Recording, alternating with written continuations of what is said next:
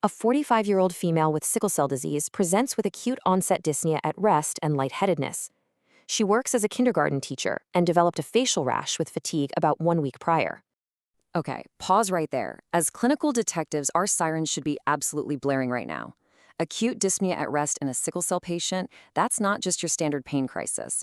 We're looking at a potential hemodynamic collapse. Let's dig right into the lab data and dissect this case together. Now, what's really terrifying here is the sheer velocity of this crash. Look at these numbers. Her baseline hemoglobin usually sits around 8 to 9 grams per deciliter, which, is pretty typical for her disease. But today, it has plummeted to 5.2. And even scarier is that absolute reticulocyte count. It's at 10,000, down from a baseline of 4.5%. Her bone marrow is completely frozen. It just stopped making red blood cells right when she needs them the absolute most.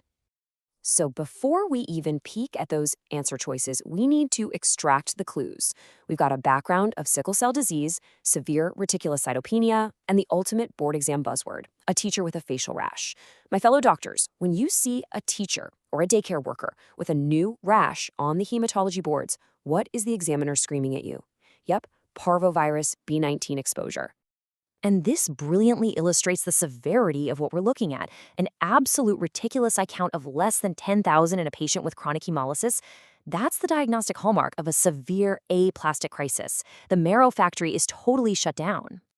Let's break down how this builds pathophysiologically. Step 1, the Parvovirus B19 specifically infects and destroys erythroid progenitor cells. Step 2, this causes a complete temporary arrest of red blood cell production in the marrow. Now, step 3. In a normal person, a temporary pause, totally fine.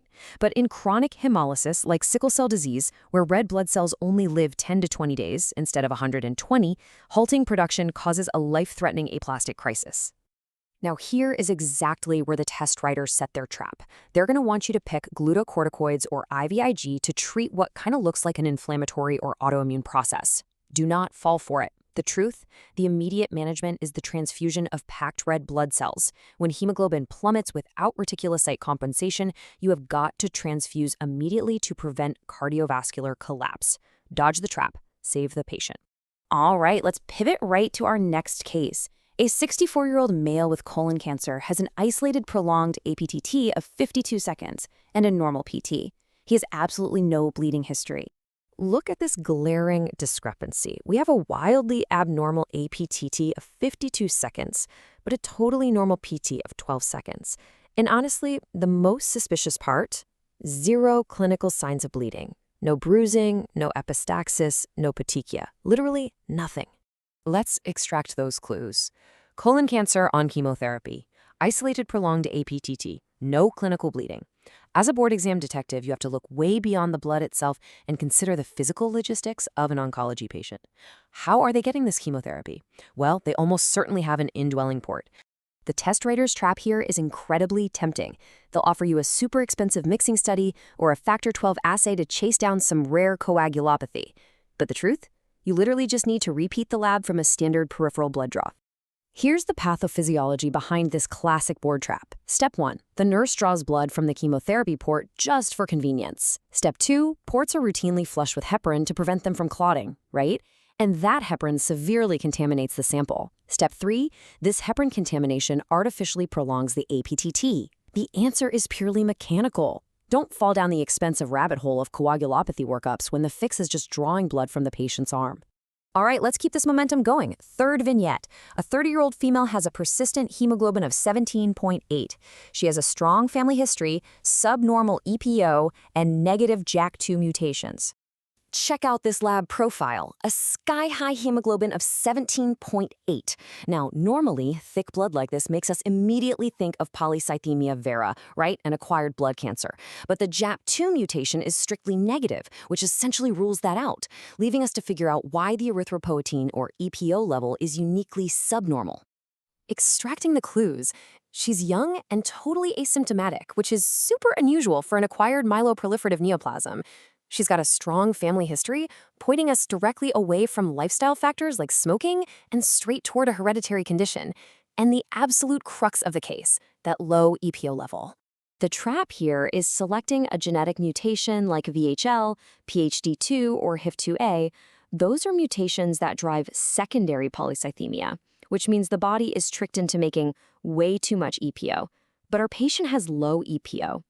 The truth, and literally the only answer that fits, is an EPROR mutation.